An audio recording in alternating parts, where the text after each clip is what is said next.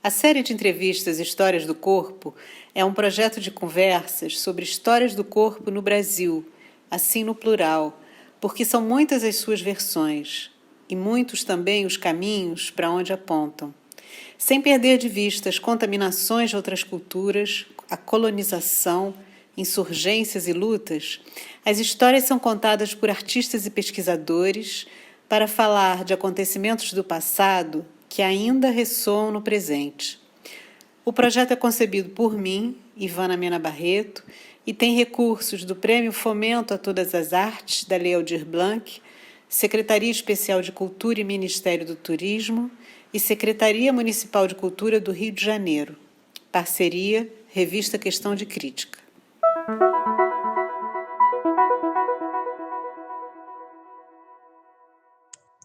A entrevistada de hoje é a artista, pesquisadora e professora Ana Teixeira, doutora em Comunicação e Semiótica e doutoranda em Filosofia pela PUC de São Paulo e professora do curso de Artes do Corpo na mesma universidade. Seu foco de pesquisa está na história do corpo e sua relação com poder e instituição, com ênfase nos séculos XVII, XVIII e XIX. Ana, muito obrigada por essa entrevista e por a gente seguir conversando, né? Queria falar nessa primeira pergunta dessa pesquisa grande que você vem fazendo a partir do século XVII, né? Desde a fundação da Academia Real, na França, por Luís XIV, o rei bailarino.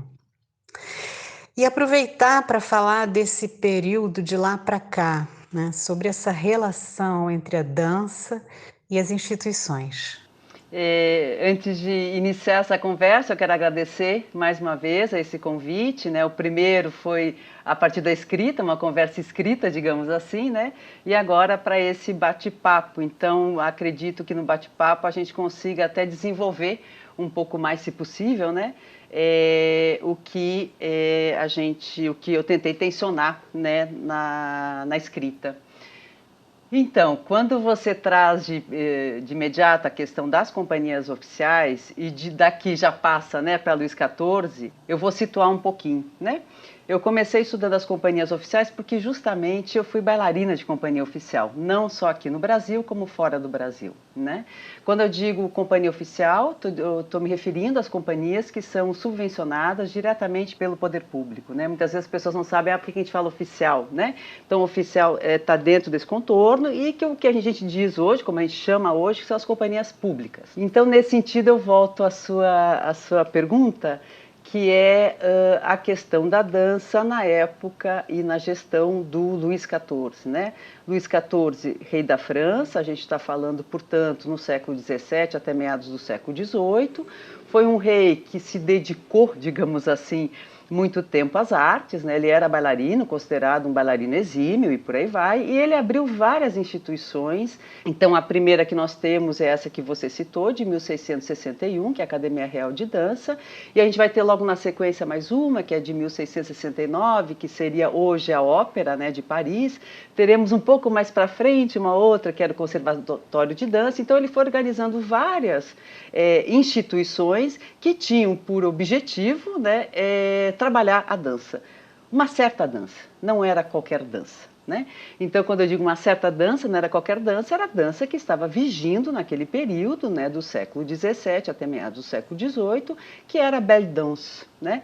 Belle Danse foi nomeada aquele período, né? Ela começa com...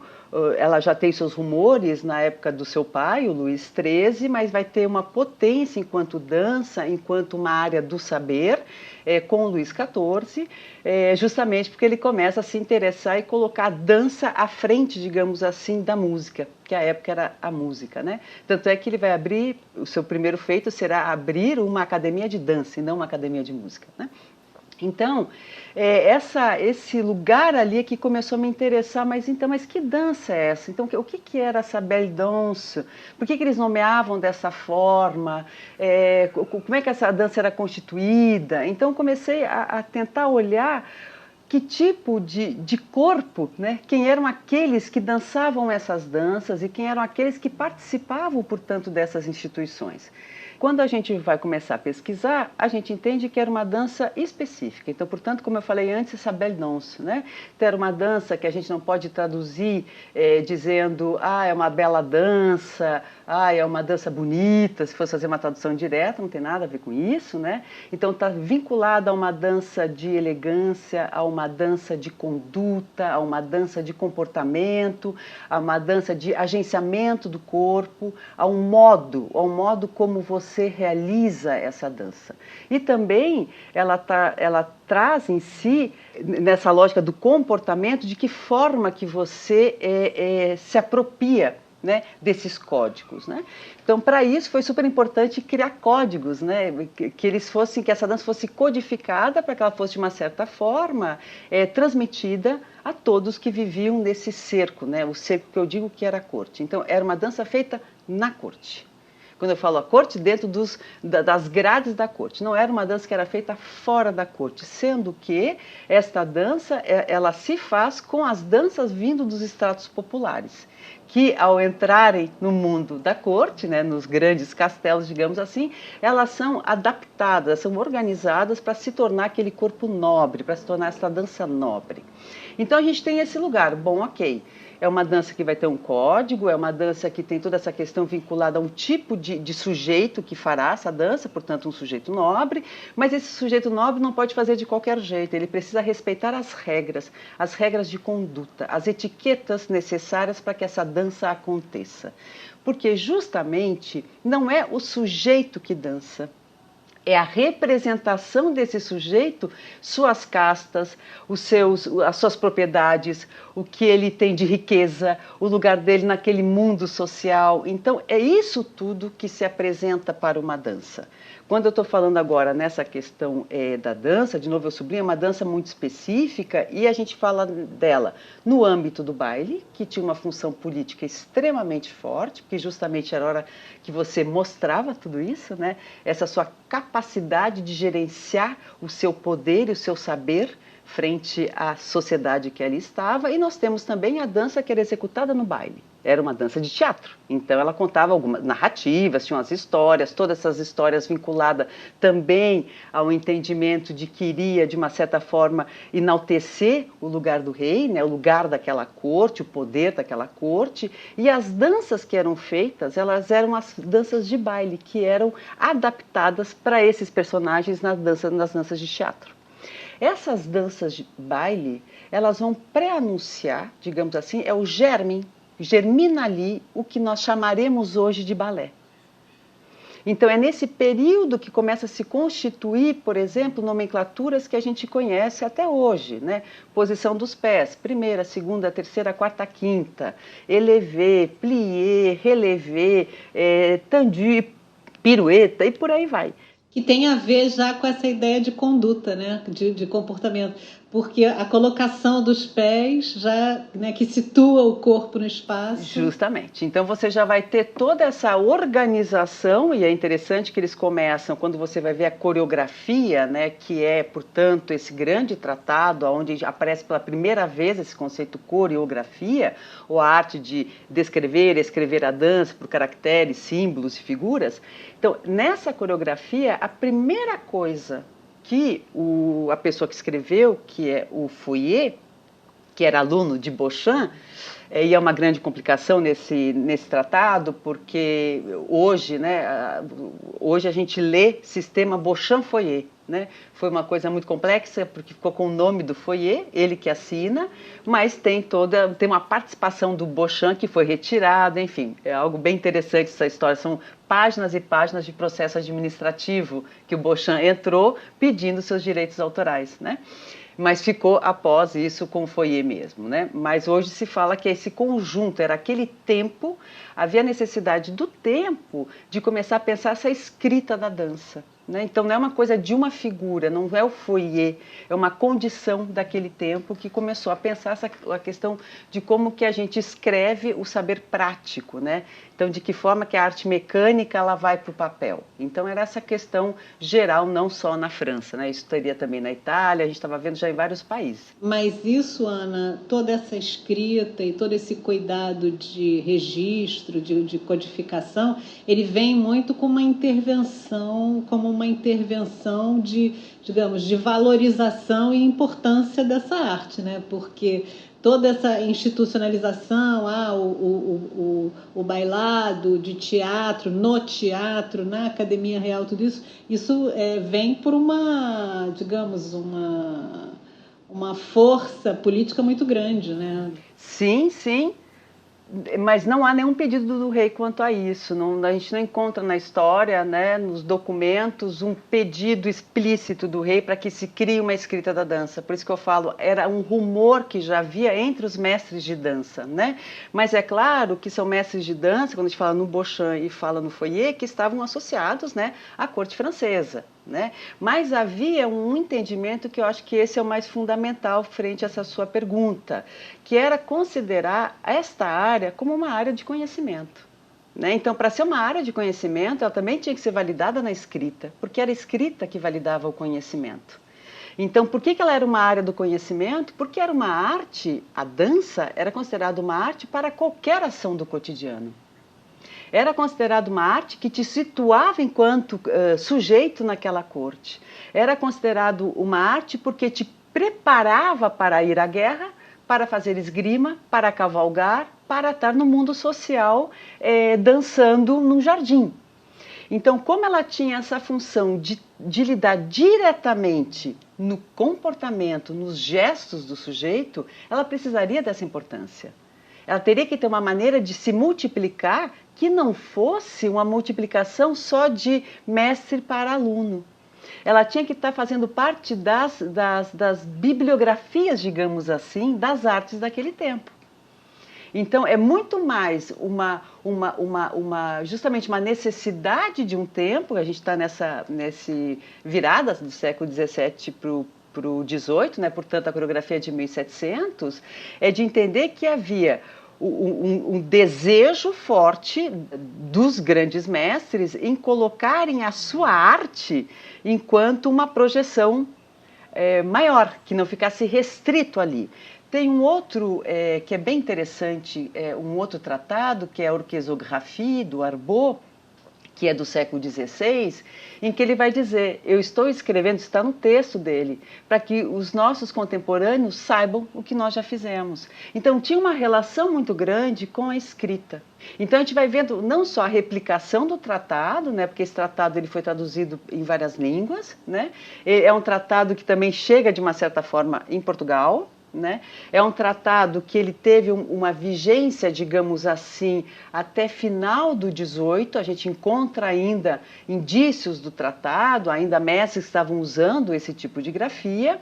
E a gente vai ver depois essas grafias aqui também em Portugal, quando a gente vê alguns mestres que também se apropriam dessa escrita do Foyer. Então, o que é feito no século XVII não se encerra no século XVII.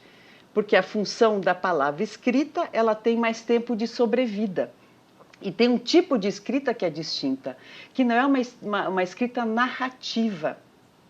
Isso muda de figura, porque os do Renascimento, em sua grande maioria, eram textos escritos. Nesse não são textos, são signos, são símbolos. Desenhos dos passos, das posições. Desenhos. Se são desenhos, eu não preciso de ninguém para traduzir. Então, a capacidade dela se replicar tem um tônus mais evidente, digamos assim, porque eu não tenho que saber ler francês fluentemente para poder traduzir. Tanto é que hoje, não tem como mostrar no podcast, mas quando você está fazendo uma aula de balé, geralmente o professor faz com as mãos, mostra o símbolo, né? E a gente já leu. Né? Então, essa relação da escrita, né, com os aspectos da cognição, quando que um símbolo, né, ele age com mais rapidez, digamos assim, para a gente, né, de uma certa forma, reconhecer que aquele passo, aquela figura, significa abrir a ponta dos pés. Imagina, olha quanto tempo demora. Una os calcanhares. Né? Bom, tem duas coisas aí nisso que você está falando, né? Uma que é muito interessante é os passos, né? Eles têm uma finalidade, né? Eles têm um porquê. A abertura é para propiciar um melhor salto, para uma melhor recepção do bailarino em relação ao duo que ele faz com a bailarina, enfim, tudo tem um porquê. E tem uma outra coisa que eu acho que é muito importante também, é que isso traduz tudo isso que você trouxe aí, que é muito importante, desse contexto da vida, né, na corte, né, porque foi se transformando numa dança de corte, mas originalmente era uma dança popular, eram essas danças que veio de vários lugares, né? São danças, pensar essas danças que acontecem, como você está aí, eu estou aqui, mas tem várias danças acontecendo, um gesto escapa, ele é refeito, ele é ressignificado, né? É assim que as danças vão se constituindo, né? Não há uma ideia de uma pureza de um gesto. Da onde vem esse gesto? Nunca faço essa pergunta, é impossível responder, né? Isso é da natureza da gestualidade, né? Ela vai se replicando, né? Mas tem um ponto que você traz, cada gesto tem um porquê, sim, ainda mais naquele período, né? Então, essa ideia de trabalhar primeira, segunda, terceira, quarta, quinta, e eles ainda nos dão, né? O Foyer, o Bochan nos dá ainda as inversões. Nós temos tudo isso em andedã. Primeira andedã, segunda andedã, terceira andedã, porque eles sabiam que em algum momento estariam fazendo as danças de outros países. Danças que faziam as inversões, né, das posições do dedo para fora. Essa ideia do andeor, que todo mundo às vezes também fica assim encrencado com o tal do andeor, para eles entendiam que essa posição com os pés levemente abertos, não é como se transformou depois, levemente aberto, era a possibilidade que o corpo tinha de estar bem em pé, bem equilibrado. Então, essa ideia do equilíbrio do corpo era extremamente importante. Por isso que esses pés eram extremamente importantes. A distância de um para o outro não era uma distância, era uma distância mesmo para entender fisicamente, anatomicamente, qual é a distância que eu tenho maior domínio sobre o meu corpo. E eles vão estipular que é como se fosse um pé e meio de distância entre um e outro. Isso tudo tem uma função. Primeira, para eu rapidamente sair daqui para lá. Né, para eu não ter que passar por vários caminhos, faz com que eu me dirija rapidamente, tanto para frente, como para trás, como para os lados. Uma segunda é uma passagem de um passo para o outro. Uma terceira me faz eu ir elegantemente para frente e elegantemente para trás. Então, você percebe? Tudo tinha, mas sempre vinculado com isso, com uma maneira que você se desloque graciosamente, sem peso, elegantemente e ao mesmo tempo que você passa elegantemente, parari, tarará, você tem que saber tanto do que você está fazendo, que você tem que deixar o seu rastro imaginário do percurso que você fez. Então, está o tempo inteiro atado o gesto com essa ideia da construção de conhecimento, o conhecimento se constrói quando você entende desse gesto, do que significa esse gesto, para aí sim você ter a potência de estar agindo com esse gesto e deixando suas marcas. Então, por exemplo, num baile... Uma imagem. Numa imagem, né? Então, no baile, por exemplo, iríamos eu e o João e logo depois de nós iriam você e o Osmar. Eu e o João, nós teríamos que executar com muita simetria, com muita propriedade esta dança que eu ensaiei sozinho, ele ensaiou sozinho e se encontrou lá.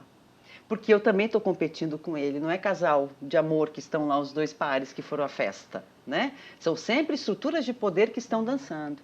Então, quando nós saímos, quando termina que a gente faz um improviso e agradece ao rei, ou quem estiver à frente, nós temos que deixar uma marca desse deslocamento pela perfeição da execução, para que o próximo saiba se posicionar e apagar essas marcas imaginárias. Então, essa ideia do pisar, do deslocar, do saber que você se desloca e tem pessoas que estão olhando atrás, aos lados. Então, como é que você torce? Então, a gente vai vendo, vários teóricos vão trazendo para a gente os princípios dessa dança, né? Um dos princípios é o peso, desequilíbrio, né? Depois tem as espirais e o volume. Então, se eu falo para você peso, desequilíbrio, espiral e volume, você vai dizer assim, não, Ana, de que dança você está falando? Da dança do século XVII. Então, tudo isso era para eu estar no baile, como era para eu entrar numa sala para tomar um chá. Mas mesmo tudo isso que está envolvido, né, Ana, eu acho que traz também o contexto de uma cultura como a francesa, no século XVII, né? Vem tudo isso que você está falando traduz muito bem esse momento também, né? Desse rei que fica em vigor durante tanto tempo, primeira vez na história que alguém fica lá durante 72 anos, digamos assim, que tem a arte da dança como a sua arte de representação, a sua arte de lugar no mundo, digamos assim, né? Então, nesse lugar, ela vai se evidenciar dessa forma, mas o que ela evidencia não é a dança. A dança não evidencia a dança evidencia um status, a dança referencia um poder.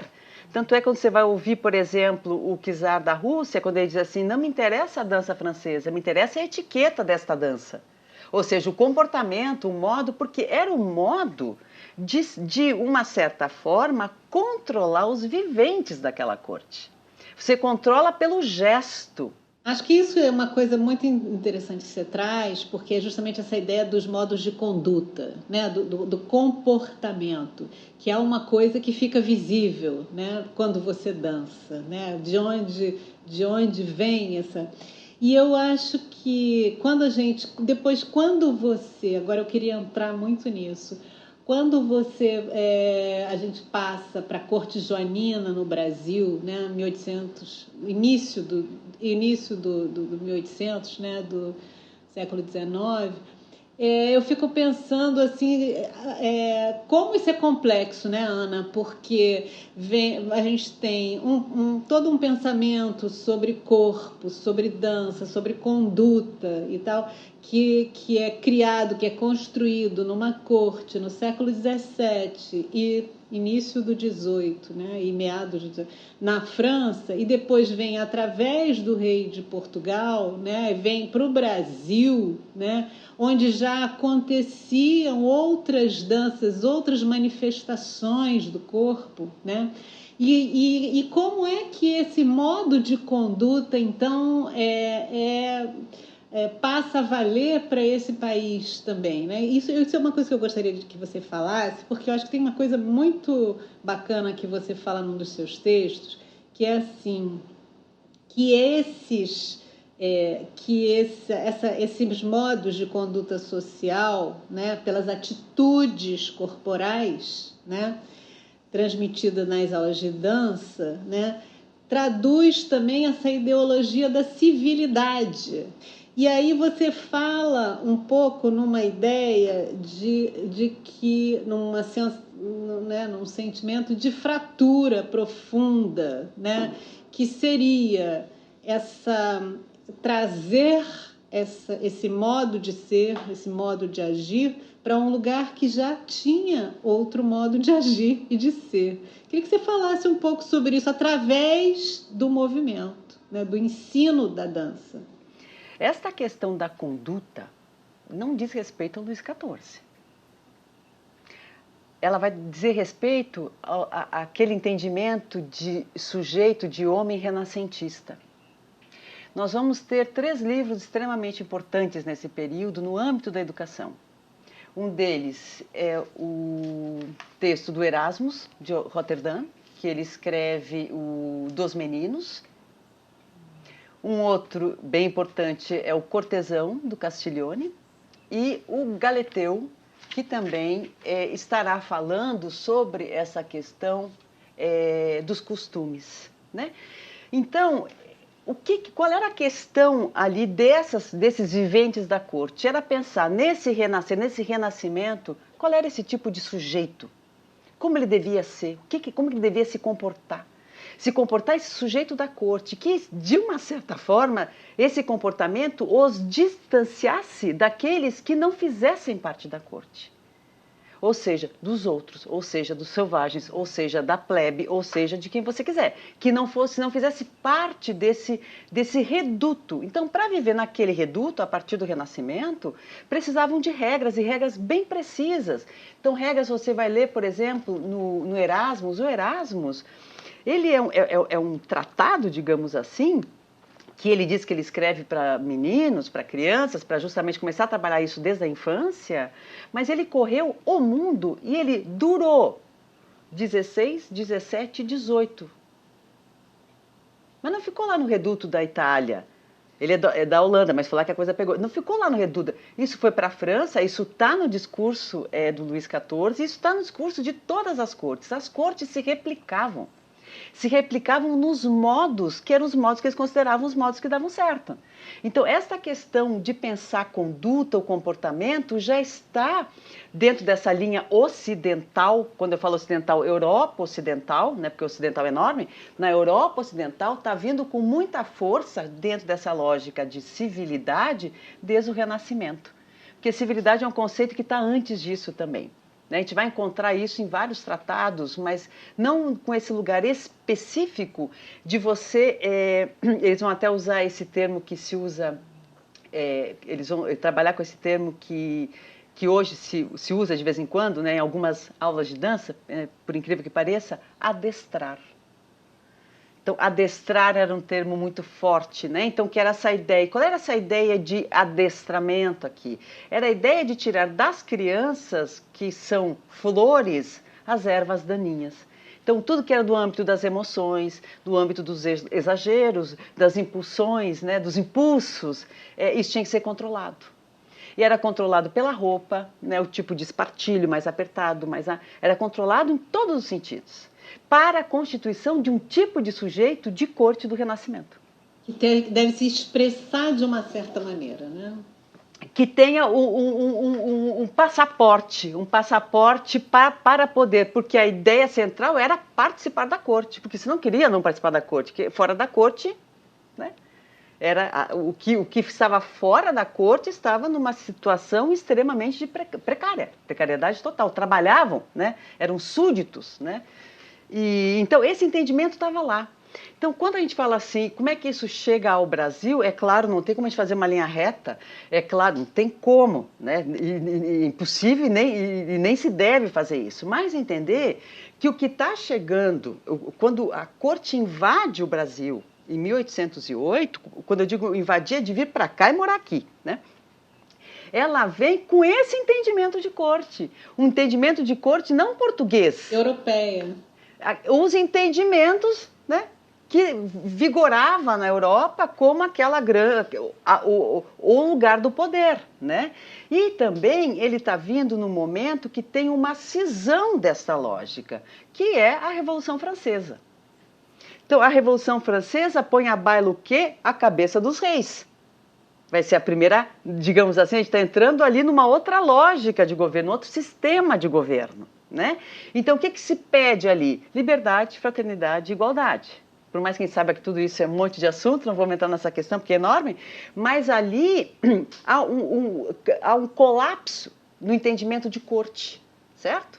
E imagina, isso está acontecendo no final do 18.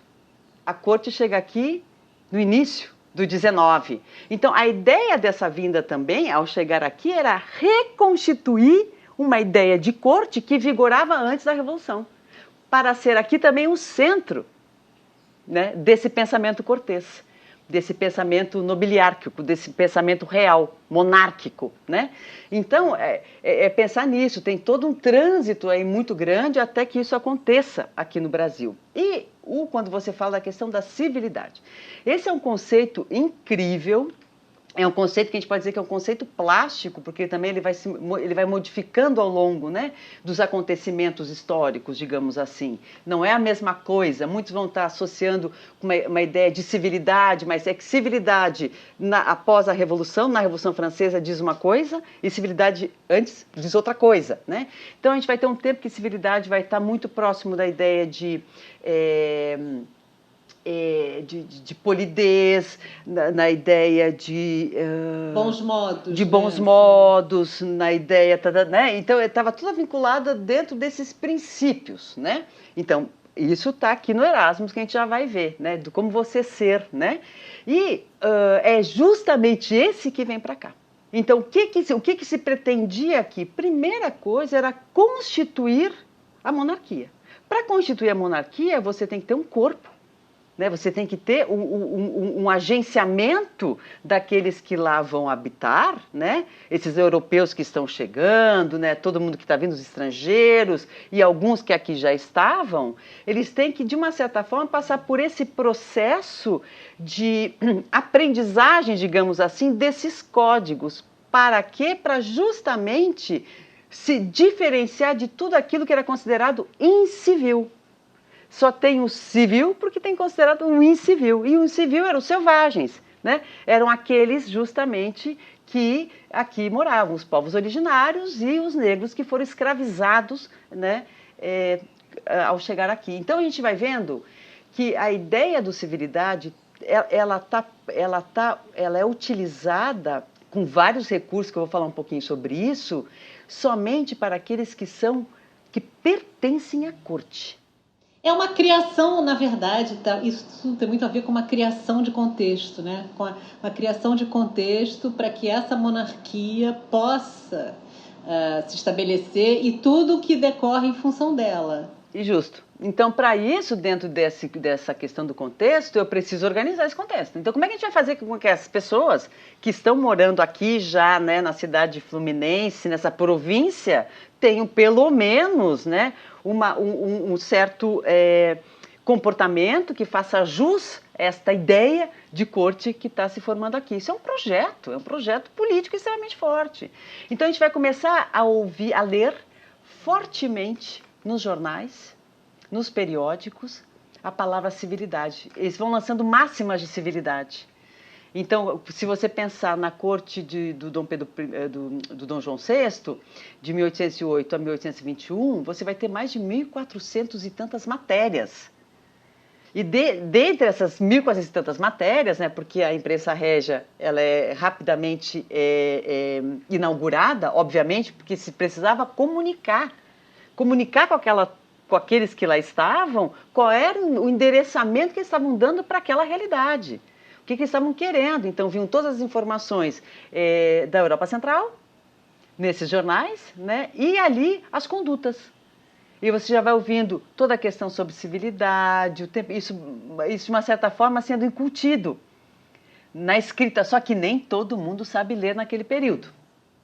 Tem uma coisa muito interessante aí, que a gente acho importante falar também, da questão da mulher, né, Ana? Porque a gente está falando de civilidade, modo de conduta e tudo, e tinha uma coisa que me chamou muito a atenção, foi esse verbete do Vaínfas sobre a prostituição, né? Porque considerada como prostituta naquele contexto, eram atividades como lavadeiras, cartomantes, feiticeiras, coristas, dançarinas, cantoras, atrizes e prostitutas, né? Eram todas consideradas nesse verbete da prostituição. E aí tem toda uma relação, porque quando você fala em modos de conduta, né, tem essa separação entre uma mulher que é considerada livre, prostituta, cantora, artista, e outra que é aquela que aprende os passos de dança e os modos de conduta, e todas essas regras de como uma mulher deveria, então, pisar, dançar, se locomover, né? E a imagem, então, justamente que esse corpo cria, né? A diferença entre essas duas imagens, né? Você acredita, você pensa que essa ideologia, esse projeto político lá do século XIX no Brasil, ele ainda ressoa? Eu acho que a gente sempre tem que olhar para a história vendo o que insiste no presente, né? O que insiste no presente dessa história que foi, né? Que quando você fala assim da mulher, né? A mulher, ela tinha um conjunto de códigos de conduta escritos específico para ela. Né? Então, você vai ter esse entendimento dessa separação, né? Menino veste rosa e menino veste azul, que vem dos Estados Unidos, enfim, mas eu estou passando lá para o século XIX, mas pensar que nessa separação tinham as bibliografias específicas para os meninos e para as meninas naquele período. Né? Então, ali já ia condicionando A mulher já foi sendo condicionada na base, mas qual mulher? A que vivia na corte, nesse cerco, não as que estavam fora. As que estavam fora não eram consideradas. O interesse a considerar era a formulação, a constituição desta sociedade que se pensava para ser o futuro de uma nação. Então tinha que civilizar. Depois de civilidade vem um verbo aqui no Brasil de civilizar. Vamos civilizar para chegar à civilização. Então, nesse rastro de civilidade, civilizar e civilização é para um grupo muito restrito. Então, o ser prostituta não era uma questão, não havia esses códigos para quem era considerado prostituta, não havia esses códigos, mas esses códigos, eles já faziam a separação de quem era e de quem não era. E nesse aí é que tem a grande fratura. Nós já temos no Brasil, nesse momento, obviamente, a desigualdade que isso nós encontramos hoje. Essa desigualdade já está lá explícita, em todos os sentidos. Está lá explícita essa ideia de que a mulher será bela, recatada e do lar, porque ela foi sendo constituída assim, no âmbito aqui da corte. As outras mulheres, né? As que não pertenciam a esse lugar, elas elas serviam, né, a essa corte, fosse cuidando dos filhos, cuidando da casa, fosse dançando escondido nas casas, porque elas eram chamadas, né, as danças populares, eles levavam para as casas reais, escondido para mostrar para um estrangeiro, isso acontecia, né? Mas elas não eram considerados indivíduos, não eram considerados cidadãos. Então, quando você vai ver a Carta de 1824, a Constituição de Dom Pedro I, ele diz dos cidadãos. É a primeira vez que você vai ver ali explícito. E quem são? Quem são, né? São os europeus, brancos,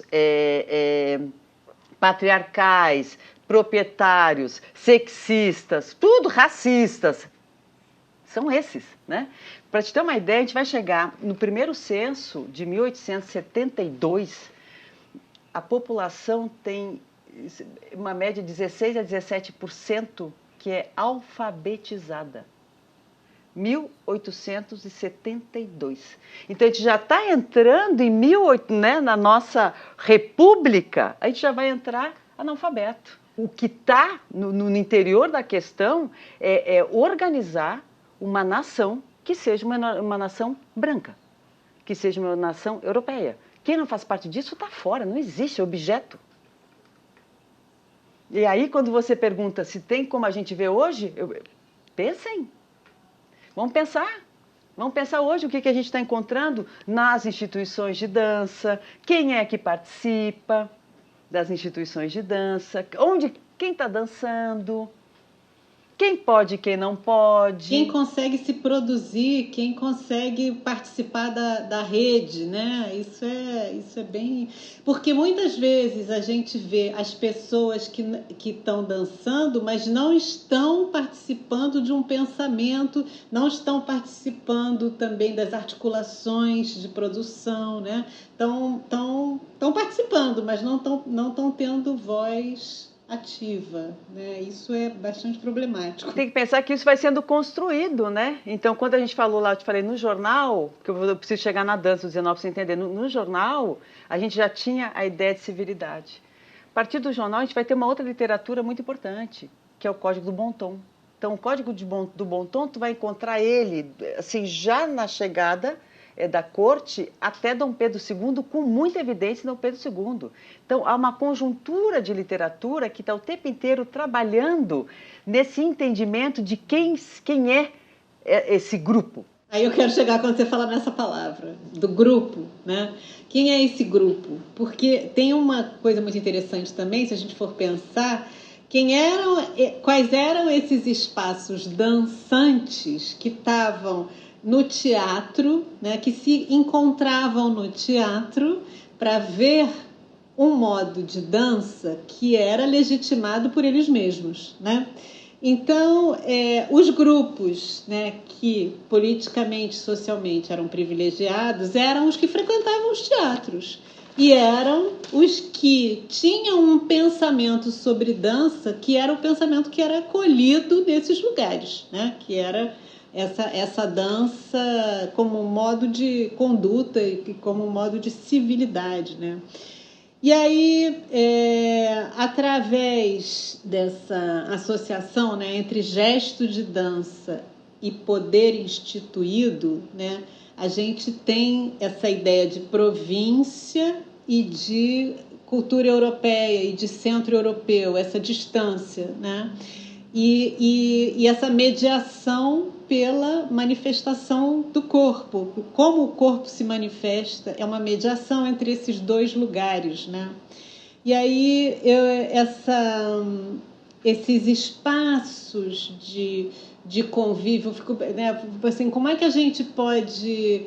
Queria que você falasse um pouco sobre isso. Como é que a gente pode pensar nessa diferença entre os espaços de convívio? Porque esse projeto, como você disse, é tão forte, é tão poderoso, que até hoje você vê como essa dificuldade de se descentralizar os espaços. Porque mesmo que haja mais curadorias, programações, com vontades de fazer diferente, de transformar tudo isso, vai existir sempre, né? Como a gente vê isso se repetindo, se reproduzindo, que são espaços onde alguns grupos, com certeza, dominam os meios de produção, né?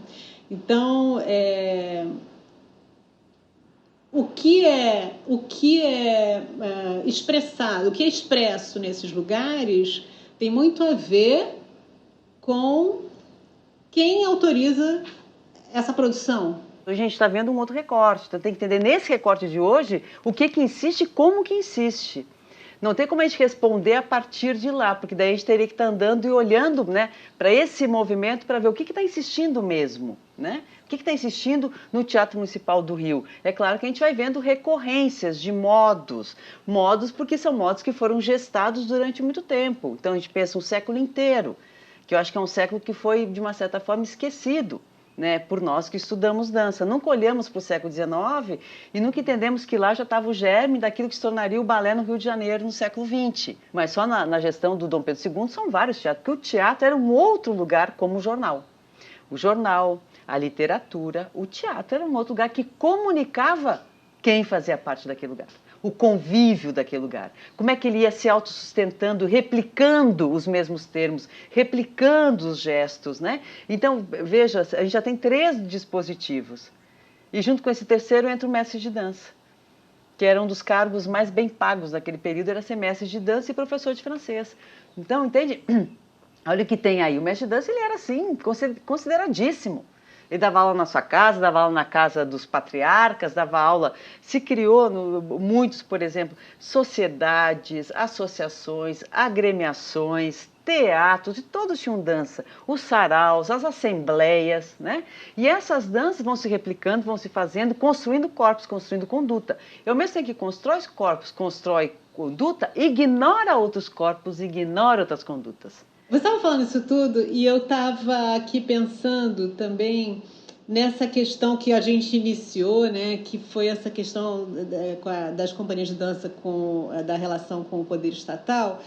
E eu estava pensando, né, essa estrutura se reproduz, embora como você falou, embora de formas diferentes, porque mesmo que você tenha outras danças, outros modos de expressão, enfim, outros modos de performar, né? Mas parece que essa relação com o modo de produzir, né, com o modo da dança existir e se produzir, ele continua muito vinculado a essas autorizações, né? Porque mesmo que haja mais escuta para danças populares ou para um outro modo de mais, enfim, vamos dizer, mais livre, se é que se pode dizer isso, de expressão do corpo, a maneira de formular e de estar nos espaços, ela tem que passar por uma aprovação, por uma legitimação. E o poder estatal continua sendo muito forte para isso. O que está acontecendo hoje não é de um hoje. É um hoje exacerbado, né? Um hoje que extrapolou, mas é né? Quando a gente fala tinha as danças, claro que tinha, tanto é que tem até hoje, né? Então, a resistência, acho que até o Foucault vai dizer isso, né? Onde há poder, há resistência. Então, a gente está vendo a resistência, né? O que está acontecendo para aquilo que nós, brancos, sim, não vimos. Não olhamos e não nos atemos a isso, né? Isso é fato.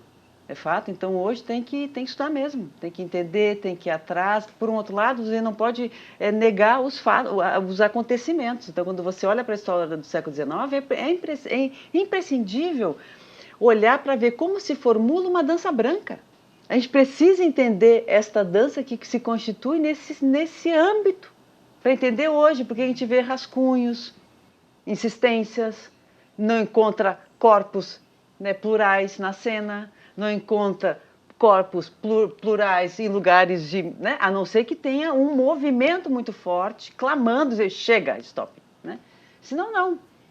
E olha quanto tempo andou. E quando a gente fala do Rio, a gente está falando do Rio, está falando só da sociedade, da província fluminense. Mas tinha Salvador, que era um centro fortíssimo, e nós tínhamos Recife, fortíssimo. Então, entre Rio, Salvador e Recife, esses mestres, essas literaturas, isso tudo estava andando de lá para cá. E você vai encontrar depois lá no Rio Grande do Sul. Aí você vai ver que estava lá não sei aonde. Então, isso tudo andou, não ficou no Rio. Não ficou só no Rio, andou. Que é justamente aquilo que vigora, que se parece ser o melhor, né? Vamos replicar. Então vai replicando. E replica, e replica, e replica. Aquilo que se diz que venceu. O pensamento que venceu.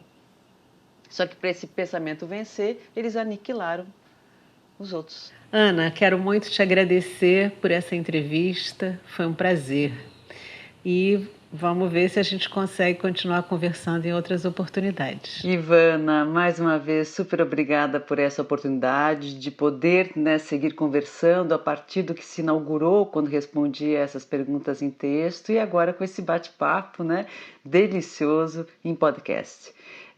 Acho que é super bacana porque a gente vai, de uma certa forma, acionando outras perguntas e, portanto, outras respostas sobre as mesmas questões, não? Então, por isso eu agradeço a você, agradeço a equipe desse projeto e também agradeço a participação de ouvintes, né, dos possíveis ouvintes desse podcast. Muito obrigada.